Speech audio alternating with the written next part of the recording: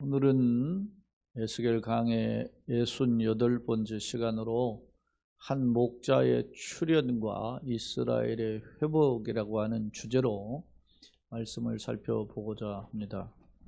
오늘 말씀은 비교적 짧은 구절이지만 크게 두 부분으로 분류해 볼 수 있습니다.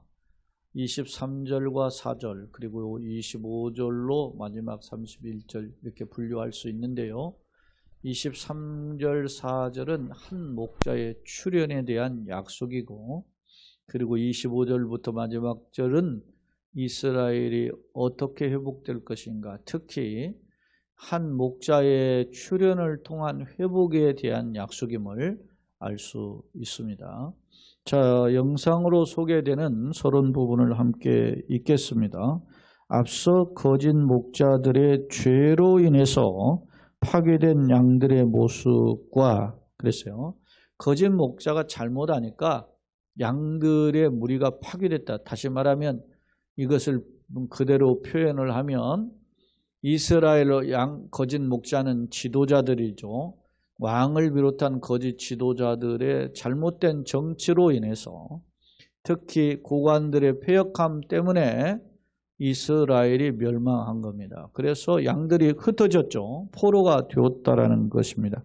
그런 내용을 지적하고 책망한 내용이 1절로 10절이었습니다. 그런데 그런 양을 하나님은 회복시키겠다라는 말씀을 하셔요. 그 내용이 하나님의 회복의 계획이 11절로 16절에 정확히 표현하면, 그리고 그 회복하는 중에도 오른편의 양과 왼편의 염소로 갈라놓죠. 그게 심판이죠. 심판하실 것을 강조하는데 그 내용이 17절로 22절의 내용임을 알 수 있어요. 그러니까 1절로 22절은 회복과 심판이 겸해진 경고와 약속과 경고임을 알 수 있었습니다. 자, 오늘은 23절로 마지막 31절이죠. 본문은 양들의 미래, 양들은 이스라엘을 가리킵니다. 양들의 미래에 대한 관심을 표명하는데, 그것은 한 목자의 출현을 통해서 이스라엘과 언약을 맺고 회복할 것임을 약속하고 있다. 이스라엘을 회복하기는 하는데 어떻게 회복할 것인가? 한 목자를 통해서 회복할 것임을 약속해 주는 거예요. 이게 약속입니다. 그 약속이 소위 우리 성경 본문에도 나오는데, 그 약속을 소위 화평의 언약이다 이렇게 표현해요. 히브리어로 베리트 샬롬이라고 표현하고 있습니다. 그러니까 화평의 언약을 말씀하고 있는데, 베리트가 언약이고 샬롬이 평안, 화평 그런 뜻이잖아요. 그러니까 그 화평의 언약을 맺는데, 그 화평의 언약의 주체가 누구냐? 하나님이시죠. 하나님이 누굴 통해서? 한 목자를 통해서. 그런데 그 한 목자를 들여다보니까 다윗 왕과 같은 목자다라고 하는 점을 상기해 주고 있어요.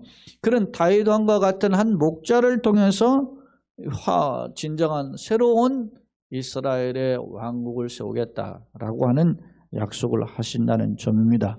자, 그렇다면 그 한 목자는 누구냐? 다윗과 같은 한 목자라고 했는데, 다윗과 같은 한 목자는 과연 누군가? 짐작하시죠? 메시아죠. 신약의 그리스도라 말입니다. 메시아를 통한 회복은 뭐고, 그 회복의 복은 과연 뭘까 하는 점을 오늘 말씀은 비교적 짧지만 내용을 들여다보도록 하겠습니다.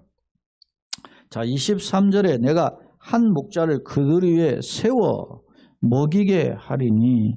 자, 양은 먹어야 되잖아요. 꼴을 먹이잖아요. 먹어야 살죠. 그러니까 한 목자를 통해서 먹는 겁니다. 양이 자기가 풀을 뜯는 것 같이 보이지만 사실은 그 푸른 초장으로 인도하는, 목초지를 찾아서 인도하는 것은 목자예요. 우리가 사막의 어떤 그 중에 벗어나서 초원으로 쫙 펼쳐져 있는 곳에 다 풀만 있는 거 아니잖아요.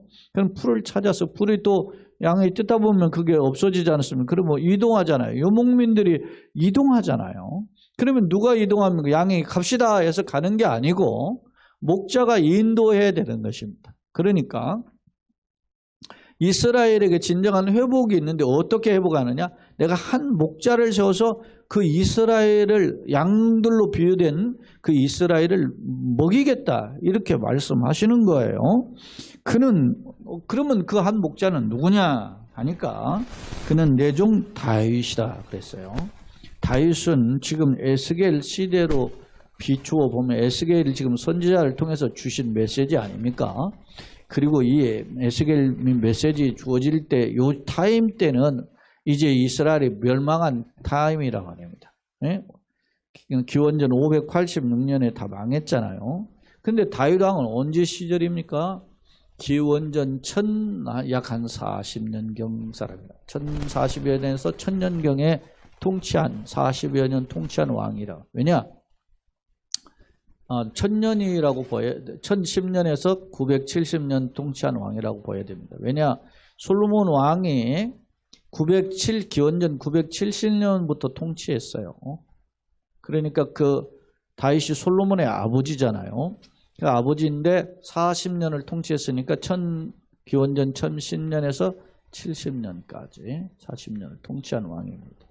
그러니까 586년에 약 600년을 계산하더라도 이 다윗은 400년 전 사람이란 말입니다. 그런데 내가 다윗을 세운다? 한 목자를 세웠는데 그 사람이 바로 다윗이다? 그건 뭐냐는 거예요. 자, 그가 그들을 먹이고 그들의 목자가 될지라. 그렇게 했어요. 다윗과 같은 목자를 세운다는 겁니다. 자, 나 여호와는 그들의 하나님이 되고 내 종 다윗은 그들 중에 왕이 되리니 여호와의 말입니다. 그러니까 다윗과 같은 왕을 세우겠다. 다윗과 같은 목자를 세우겠다라는 것입니다. 그러면 우리가 다윗을 알아야 되죠. 물론 이미 우리가 이 에스겔 정도를 살피는 사람들은 다윗 왕이 어떤 사람인지를 지금 이미 익히 알고 우리가 접하는 부분이 대부분일 텐데, 자, 다윗 왕이 어떤 사람입니까? 다윗 왕은 성경에서 평가하는데 이스라엘의 역대 왕들이 있는데, 왕들 이전에 사사의 시대가 있었고 그 전에 이제 뭐 정복의 시대가 있고 그 전에 모세의 시대가 있고 모세 시전 이전에 소위 말하면 종살이하는 시대가 있고 종살이하는 시대 이전에 소위 사족장의 시대가 있죠. 아브라함을 비롯한 족장의 시대가 있었어요. 자, 그러니까 이스라엘 꽤 역사가 흐른 뒤에 이스라엘이 가나안 땅에 정착한, 지금의 팔레스타인이죠. 그 가나안 땅에 약속의 땅에 정착할 때 약 정착 후에 350여 년이 지납니다. 약 뭐 정복 전쟁까지 이렇게 포함하면 350년 이상 400여 년 가까이 흐르게 되는데, 그때 이스라엘 백성이 소위 출애굽에서 가나안 땅으로 들어왔을 때가 1406년으로 보는 겁니다. 가나안 땅에 입성할 때. 근데 그리고 나서 앞서 다윗 왕이 1010년에서 기원전 970년까지잖아요. 근데 그보다 바로 전 왕이 사울 왕이잖아요. 그러니까 1050년부터 1010년까지 통치했다. 사울 왕이. 그러니까 그 사울 왕 때부터 다윗 왕, 솔로몬 왕을 왕정 시대 중에 통일 왕정이라고 하고, 그리고 지금 에스겔 시대가 있을 때까지 오는 시대를 남과 북으로 갈라져서 분열왕국을 거쳐요. 근데 분열왕국이라는 나라 중에 북왕국은 기원전 722년, 요 지금 586년 요때 주어진 메시지보다 140여 년 전에 북왕국 망하고 남왕국이 명맥을 유지하다가 남왕국도 망하는 그런 상황입니다. 자, 이런 역사적 배경 속에서 다윗 왕의 처한 그때의 위치가 어땠느냐. 역대 왕들 지도자들이 많이 있었는데 하나님이 기준을 삼아요. 내 종 다윗은 내 마음에 합한 자다. 여호와 보시기에 정직했다. 이런 표현을 사용해요. 그러니까 다윗이라는 사람은 그냥 눈감땡감의 왕이 아니고 하나님 보시기에 하나님의 마음에 합한 자. 물론 다윗도 허물이 있죠. 다윗도 연약함이 있죠. 그러나 그럼에도 불구하고 하나님의 마음에 합한 자, 여호와 보시기에 정직한 자라는 것으로 평가받은 왕이 다윗이라고. 자, 그 개념을 가지고 이 본문을 읽어야 돼요. 자, 내가 내 한 목자를 그들을 위해 세워 그들을 이스라엘 백성을 먹이게 하는데 그 목자가 누구냐면 다윗이라는 거예요.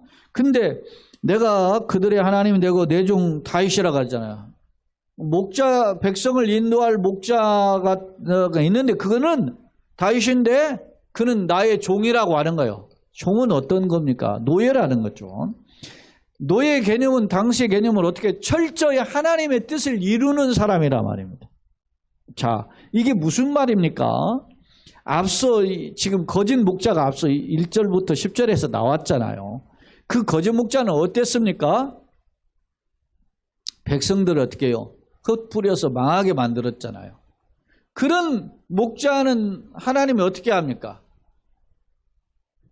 거짓 목자, 가짜 목자, 삭군 목자 이렇게 표현을 하고 있는 거예요. 근데 하나님께서는 내 종 목자, 한 목자, 내 종인 그 다윗이라고 이야기해요. 그러니까 내 종이라고 표현한 이 다윗이라는 목자는 뭐예요? 철저히 순종하는, 앞서 이미 평가받았던 여호와에게 정직하고 하나님 마음에 합한 그런 사람이라는 거예요. 그런 왕이 나타나서 한다. 그러면 지금 400년 전에 다윗이 죽었던 다윗이 살아날 수 없잖아요. 이 말은 무슨 말입니까? 하나님께서 다윗의 심정과 같이 하나님의 뜻에 합하고 정직하고 하나님의 뜻을 성취하는 그런 지도자를 보내실 것이다. 새 목자를 보내실. 그 메시아에 대한 약속이란 한마디로 메시아가 기름 부음을 받았잖아요. 누가 기름 부음을 받죠? 왕, 선지자, 제사장. 그 똑같은 내용이죠. 그를 보내시겠다라는 겁니다. 자, 그러면 그 새로운 목자, 하나님의 종인 목자가 통치하는, 세우는 나라, 회복하는 나라는 어떤 나라일까? 어떤 모습일까? 자, 25절부터 이야기합니다. 내가 또 그들과 화평의 언약을 맺고, 이제 이스라엘 백성과 화평의 양들고 맺는 거죠. 악한 짐승을 그 땅에서 어떻게 해요? 그치게 하라. 지금 이스라엘을 포로로 잡아가고 거기에 악한 자들이 강력한 바벨론 제국이 세워졌잖아요. 그런 자들을 이제 다 몰아내고 그들이 빈들의 평안이 거하며 그 평안이 거하며 숲을 가운데 잘지라 그랬어요. 여러분, 빈들과 숲을 생각해 보세요. 우리의 개념으로 빈들, 숲을 이렇게 생각하지 말고 이스라엘 사회에서의 빈들과 숲은 어떤 개념입니까? 맹수들이 우글거리는 곳이에요. 그런데 이게 이상하잖아요. 자, 내가 그들과 언약을 맺고 악한 짐승을 그 땅에서 몰아내는데 그치게 한다는, 몰아낸다는 말이잖아요. 그치게 하려니 그들이, 이스라엘 백성들이 빈들의 평안이 거하고 숲을 가운데 잘지라. 숲을에서 잔다는 거예요. 그러니까 그 안에 맹수들이 거했던 빈들이나 숲을 가운데 맹수들을 다 제거하고 이제는 백성이 뭐요? 쉼터가 되게 할 것이다. 그런 패러독스예요. 약속이죠. 강력한 약속. 자, 내가는 하나님이죠. 계속 말씀합니다. 누가 이렇게 목자를 세웠지만 주체는 누구냐면 하나님이라는 겁니다. 내가 그들에게 복을 내리고 내 산 사방에서, 내 산은 하나님의 산이라고 하면, 여호와의 산이라면 예루살렘 성전이 세워진 산을 가리켜요. 그런 산 사방에 복을 내리는 거예요. 예루살렘 주변에 복을 내리고 그 다음에 어떻게 합니까? 때를 따라 시절을 좇아서 순학비를 내린다. 왜 그러냐? 자, 우리가 지금 보세요. 제가 얼마 전에 그 기사를 하나 읽어봤더니 장마가 끝났다라는 보도를 안 한 지 2007년도부터 안 했다 그래요. 그러면 벌써 6, 7년 지난 거죠. 왜 그랬느냐? 기후를 이제는 예측해서, 예전에는 이렇게 장마기가, 우기가 있어서 장마가 딱 끝나고서나 그래서 이제 햇빛이 바짝 쬐다가 조금 지나가 이제 그다음에 태풍도 오고 그랬는데 지금은 장마가 끝났는지 어쩌는지를 모른다는 거예요. 그래서 장마가 기상청에서 장마 끝났다 하겠다가 비 오면은 장마 끝났다더니 무슨 소리냐 하고 막 비난의 화살을 받을 거 아닙니까? 그러니까 그런 보도를 안 한 지가 이미 2007년도에 마지막하고 안 했다는 거예요. 그 말은 무슨 말입니까? 역으로 우리의 사회, 우리나라뿐 아니라 기상의 이변이 심화돼서 이제는 옛날처럼 뭐 우리가 소위 말하면 그 소위 사시사철에 관한 무슨 절기들이 물론 그게 중국을 기준으로 한 절기긴 하지만 우리나라하고도 상당히 뭐 일치한 부분이 있지만 중국을 중심으로 한 거지요. 근데 그런 어떤 절기의 개념이 사라지고 있다라는 거. 왜 그렇습니까? 기상이변 때문에. 뭐 엘니뇨, 라니냐 이런 것 때문에 그렇잖아요. 이야기가 좀 확대됐는데 자, 때를 따라 소낙비를 내린다. 이 표현을 할 때 지금 이것 때문에 이야기가 확대됐는데 때를 따라는 말은 뭐예요? 이스라엘에게는 건기와 우기가 분명해요. 우리처럼 예를 들어서 뭐 여름, 겨울, 뭐 곤열하고 이렇게 있었던 게 분명히 했었단 말입니다. 여름에는 비 오고 겨울에는 눈 내리고 뭐 언제는 뭐 태풍 불고 뭐 이런 게 있었는데 지금 불분명하듯인데 이스라엘은 그게 분명해요. 그러니까 건기에는 바짝 마르죠. 근데 우기 때는 뭐를 내려요? 소낙비를 내려가지고 비가 그 소낙비가 와야 뭐예요? 만물이 다 서성한단 말이에요. 그래서 여러분 그 이스라엘의 그 요단강 같은 경우도 보면 폭이 굉장히 막 우기 때는 넘쳐가지고 막 범람을 하는데 건기 때는 꼭 계곡으로 빠져가지고 그 물이 흐르는 폭이 좁은 데는 뭐 한 20m 뭐 10몇 미터도 있어요. 제가 예전에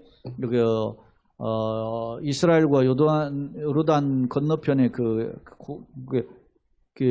가봤는데 요단강가 가봤는데 한 뭐 15m나 되나 뭐 좀 돌 던지면 바로 건너니까 그 물이 쫄아 들어가지고 그게 막 물론 언덕으로 좀 내려가지고 근데 이렇게 비가 올 때는 뭐 그게 가득 찬 거죠. 근데 그렇게 때를 따라 하나님이 주시겠다라는 겁니다. 복된 소낙비를 내리게 할 것이다. 그 다음에 그리한즉 그렇게 비가 내리면 어떻겠습니까? 밭에 나무가 열매를 맺죠. 풍요하니까. 땅이 그 소산을 내죠. 곡식들을 내는 겁니다. 그들이 그 땅에서 평안할지라 내가 그들의 멍에의 나무를 꺾고 이 멍에의 나무는 고통 그런 어떤 삶을 상징하죠. 꺾고 그들을 종으로 삼은 자의 손에서 그들을 건져내는. 지금 포로로 끌려갔는데 돌아오죠. 건져낸 후에 내가 여호와인 줄 그들이 알겠고 비로소 여러분 자 여기 주목할 점이 있습니다. 우리가 살다가 어려운 일이 해결이 되고 길이 열리고 그러면 그게 하나님 은혜로 그랬습니다. 감사합니다. 그럽니까? 여러분 그렇게 고백하는 것 자체가 귀한 신앙입니다. 저도 아까 우리 동계 목사님들 중에 인도 선교사로 있는 분인데 그 딸이 아마 뇌수술을 한 것 같아요. 그래서 기도 부탁하고 올리더니 이렇게 기도해 주셔서 고맙다고 그렇게 하는 그 글이 올라왔더라고요. 여러분 그게 우리 인생길에 내가 감사할 수 있는 그게 은혜고 능력이에요. 우리는 그게 그냥 그러려니 하고 지나가잖아요. 그렇지 않습니다. 이들이 회복이 돼서 이스라엘 땅에 돌아올 때 그때 이스라엘 민족이 내가 여호와인 줄 그들이 알 것이다. 그러니까 하나님과 이게 무슨 말이에요? 하나님과의 관계가 회복될 것이라는 거죠. 그러니까 우리가 무턱대고 그냥 무심코 살아가는 게 아니라 그냥 그러면 교회 왔다 갔다 하는 거죠. 교회 다니는 거죠. 그거는. 그러나 교회 다니는 것으로 끝나지 않고 하나님과 교통하는 신앙이 되어야 된다는 거죠. 그러니까 여러분 교회 다녀야 구원받는 게 아니고 예수 믿어야 구원받잖아요. 그것이 분명한 답이잖아요. 그러니까 우리가 교회를 예를 들어서 20년, 30년을 다녀도 주님과 관계없이 살아가는 경우가 있고 단 1년도 아니고 뭐 단 몇 달만 다녀도 예수님과 관계를 맺고 사는 사람이 있어요. 아까 제가 기도 부탁 했잖아요. 그럼 학교 다니는 게 싫다고. 왜 그랬겠어? 약도 먹고 그렇게 하는데 스트레스, 아이들, 친구들 자기 왕따 시키고 하는 것들 때문에 힘든 거 아니겠어요? 얼마나 힘들겠어요, 학생 때. 여러분이요, 우리가 인간은 사회적 동물 아닙니까? 사람과의 관계에서 부딪힐 때가 제일 힘든 거예요. 그럴 때 그 사람이 절망하게 되거든요. 그런데 여러분, 세상은 눈에 보이는 것만 가지고 사니까 돈이 있어야 되고, 그리고 어떻게 해요? 사람이 있어야 되고, 친구가 있어야 되고, 누가 있어야 되잖아요. 근데 그걸 잃어버리면 어떻게 해요? 마음이 철렁철렁해요. 그게서 낙심이 떨어지려고 마음이 툭툭 떨어집니다. 그게 절망이죠. 소망이 끊어졌다가 절망 아닙니까? 근데 여러분, 신앙은 어떻게 해요? 눈에 보이지 않는 하나님과 동행하셨어요. 실제로 성경에 보면 하나님의 역사하셨던 사람들은 뭐예요? 세상 소망이 끊어졌던 사람들이 하나님 만나고 다 일어섰어. 응? 그죠? 아브라함 바랄 수 없는 일 바라고 믿었지 않습니까? 이스라엘이 절망 중에 있을 때 모세를 들어가지고 하나님 출애굽 시킨다면 모세가 그냥 차라리 보낼 만한 사람 나 못 간다 그러잖아요. 왕관. 그런데 그를 주님이 동행하심을 통해서 사용하시죠. 네? 놀라운 그게 신앙이에요. 그러니까 우리가 주일 예배든 수요 예배든 새벽 기도회든 여러분 내가 개인적으로 성경을 읽고 하든 그때 하나님의 역사가 임하기를 소원합니다. 그런 기도를 하는 거예요, 사실은. 그래서 예배 전에 미리 와서 기도하는 이유는 그런 거죠. 예? 하나님의 역사가 있게. 자, 이스라엘 백성이 회복하고 나니까 깨닫게 되는, 우리를 그렇게 하나님이 우리를 건져주셨구나. 깨닫게 된다는 거예요. 자, 그들이 알겠고 그들이 다시는 이방의 노략거리가 되지 아니하고 땅의 짐승들에게 잡아먹히지도 아니하고 평안히 거주하리니 놀랄 사람이 없으리라. 이제는 옛날처럼 방황하는 자로 살지 않을 것이다. 할렐루야. 그런 약속을 주십니다. 자, 그러면서 29절에 내가 그들을 위하여, 하나님이 이스라엘 백성을 위해서 파종할 좋은 땅을 일으키리니 그들이 다시는 그 땅에서 기근으로 멸망하지 아니할지며 다시는 여러 나라의 수치를 받지 아니할 것. 리던던시잖아요. 28절, 29절의 내용을 보면 반복 강조해요, 지금. 자, 그 다음에 30절. 그들이 내가 여호와 그들의 하나님이며 그들과 함께 있는 줄을 어떻게 알고, 안다, 경험하는 겁니다. 단순한 지식이 아니라 인격적인 알면, 하나님과 교통을 통해서. 그럼 우리가 이 자리에 거해야 되는 거예요, 우리가. 에? 정보를 받은 거죠. 목사를 통해서 성경 공부를 하면서, 성경을 연구하면서, 내가 개인적으로 공부하면서 읽으면서 공부했던 걸 알 때 정보를 알아요. 그러나 그것이 끝나는 게 아니라, 그런 하나님을 내 가운데 아멘으로 붙잡고 거하면 그건 하나님의 능력을 맛보는 거죠. 차원이 다른 거죠. 응? 여러분, 38년 된 병자가 베데스다 연못 가운데 행각을 졌죠. 그래서 거기서 사람들이 막 환자들이 가득해요. 예수님이 찾아가셨어요. 거기에 병자들이 가득해. 근데 38년 된 병자 누워서 걷지를 못하죠.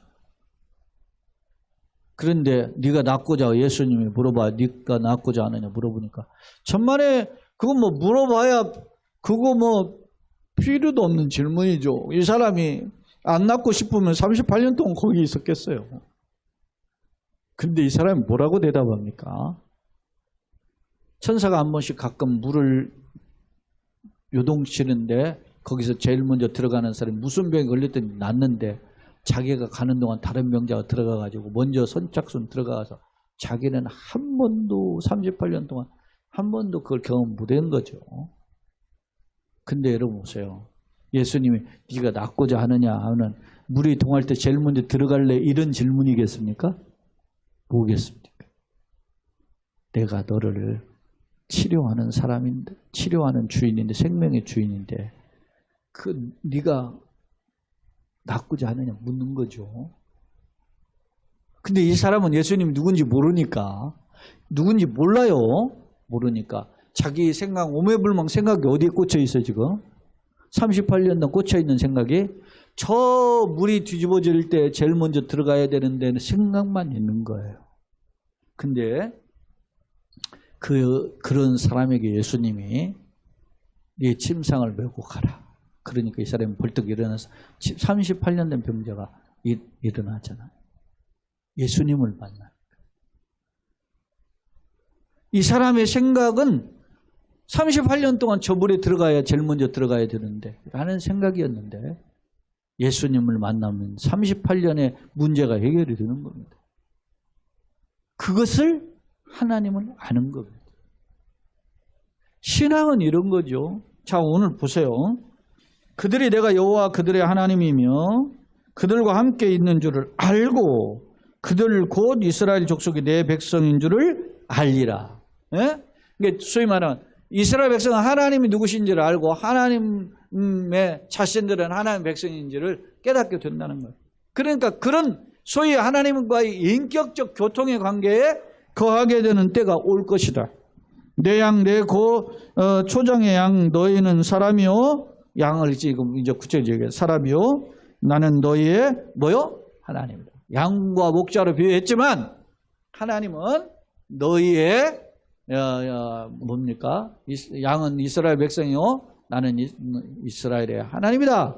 라고 하는 것을 상기시키고 있습니다.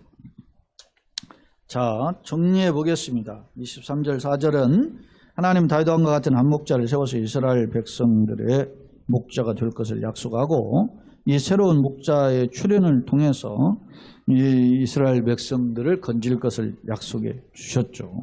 자, 하나님과 다윗의 관계를 그러면 왜 표현해낸가? 다윗은 전통적으로 하나님의 뜻에 합한 왕 지도자였다라는 겁니다. 목자였다는 겁니다. 그런 목자를 세우겠다라는 겁니다. 근데 그 목자가 누굽니까? 메시아로 약속되어 있죠. 그 메시아가 바로 예수 그리스도였어요. 구원은 오직 예수님임을 이야기하고 있습니다. 자, 25절 31절 하나님의 양들과 화평의 언약을 맺고 복을 주어 풍요롭게 하실 것임을 약속하는데요. 그 화평의 언약을 베리트 샬롬이에요. 베리트는 언약이고 샬롬은 화평이죠. 히브리어의 어수는 이렇게 뒤집어 바꿔서 하죠. 영어 이런 식으로. 하나님이 일방적으로 주시는 은혜의 언약이다. 그런데 이 화평의 언약은 뭐요? 이스라엘이 요구해서가 아니라 하나님의 주권과 은혜로 주시는 겁니다. 그 다음에 이제 27절에 하나님께서 포로에서 귀환한 이스라엘 민족의 약속의 땅에서 정착하고 회복될 여건을 조성해 주시는데 그렇게 세우시는 주체가 하나님입니다. 그래서 이스라엘 하나님의 백성이 되고 하나님의 이스라엘의 아버지 하나님이 될 것임을 말씀하고 있습니다. 자, 세 번째 한 목자를 통한 화평의 언약인데 두 가지로 나눠보면 한 목자는 누구냐? 다윗처럼 하나님의 뜻에 순종하고 약속을 이루는 목자다. 하나님의 약속을 성취하는 목자로 오실 것이다. 그 목자는 양들을 먹이고 풍요의 초장으로 인도하는 목자다. 결국 누구예요? 메시아이신 예수님을, 예수 그리스도를 예표하고 있죠.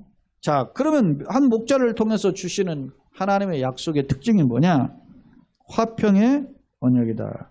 다시 말하면 악한 짐승 이방의 포악자, 구체적으로 바벨론을 비롯하는 각종 이방의 포악자들이죠. 그들을 멸하고 물리치고 수풀과 빈들과 수풀과 같은 곳에 맹수가 서식하고 있는 곳에 그것을 쫓아내고 그곳에 참된 평안을 주실 것이다. 자, 백성의 안전은 물론 풍성한 소산을 주실 것을 또 약속해요. 그 다음에 이제 나아가서 이는 메시아의 세계는 고난과 궁핍이 없는 참된 복을 누림이 상태를 보여준다. 그렇습니다. 또 마지막으로 화평의 언약은 결국 하나님이 그들의 하나님 되고 이스라엘 백성들은 여호와의 백성이 된다라고 하는 약속을 보여주고 있어요. 여러분 시편 23편이 아주 유명한 시죠. 다윗의 신앙 고백 아닙니까? 이 시편 23편은 너무 귀합니다. 1절로 6절에 되어 있는 이 시편이 다윗이 여러분 보세요. 전쟁의 영웅입니다. 예? 사울 왕은 그 다윗의 전 왕은 전쟁에 나가서 1000명을 물리쳤다면 다윗은 10,000명을 물리치만 예? 사울은 천천히 다윗은 만명. 그런 전쟁의 영웅. 그리고 이스라엘 꼼짝 못하던 그 블레셋의 장수 골리앗이죠. 이 블레셋이 원래 우리는 블레셋이지만 그 어원을 살펴보면 블레셋이 팔레셋 이렇게 발음이 돼요. 팔레셋이 여러분 뒤에 나중에 보면 팔레스타인 이런 어원으로도 바뀌는데 이 팔레셋의 민족을 역사를 살펴보면 히타이트 제국의 후손들이에요. 히타이트 제국의 철기 문명을 일으켰던 강력한 그 군사력을 가졌던 사람들이고 이 사람들이 이스라엘 이 히타이트 제국을 멸망하고 해양 민족으로 지중해를 타고 어디에 왔냐면 히타이트 제국이 원래는 사실 그 아나톨리아 공원을 중심으로 있었어요. 그게 지금의 튀르키예 터키죠. 거기에 중심으로 있었던 그 제국이 멸망하고 어디로 왔느냐면 바다를 건너가지고 지중해 연안 끝쪽으로 왔어요. 그게 좋은 목지 이렇게 블레셋이 있었던 소위 5대 성읍이 거기가 평야예요. 예? 해안선을 끼고 있는 게 이스라엘의 영토를 보면 지중해 연안은 평야라고 해요. 그쪽에 남쪽 평야 지대를 차지하고 있는 게 블레셋인데 여러분요. 그러니까 그 굉장히 센 거예요. 센데 거기에 골리앗은 어디인가 머리가 하나 더 있어요. 거기하고 맞짱을 뜨려면 됩니까? 근데 다윗이 그 맞짱을 떠서 이기잖아요. 그러니까 다윗은 철저하게 자기 힘으로 사는 게 아니에요. 나갈 때 어떻게 하는가? 너는 칼과 창과 단창으로 내게 나오지만 나는 네가 요구하는 만구의 여호와 하나님의 이름으로 나간다고 그냥 조약들 들고 가가지고서는 막 물매 돌려서 던져서 머리에 돌이 박히게 해서 죽이잖아요. 그 골리앗이. 야, 어마어마한 그 거인을. 그러니까 다윗은 철저히 하나님으로 왕이 됐어도 멋있잖아요. 그러니까 여러분 잘 되는 거 축복입니다. 그런데 그 잘 됐을 때 더 겸손한 거 진정한 축복입니다.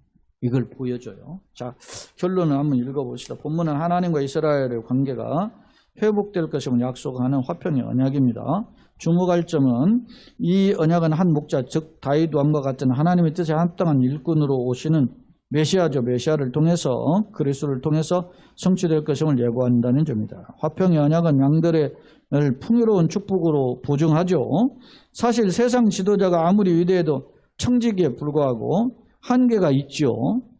따라서 성도는 세상 지도자에 따라 누가 막 대통령 누가 주다 막 좋아하고 뭐 그럴 게 아니에요. 우리의 진정한 지도자는 하나님이시다. 그것을 통해서 이리 일비하지 말고 하나님만을 바라보고 생사화복의 주인이신 하나님의 통치를 사모해야 한다. 나는 과연 어떤가? 세상 기준에 흔들리진 않는가? 비록 거센 세파의 도전이 있지만 우리의 진정한 목자의 그 주인이신 예수님과 함께 걸어가는 승리의 주인공들이 다 되시기를 예수님의 이름으로 축원합니다. 아멘.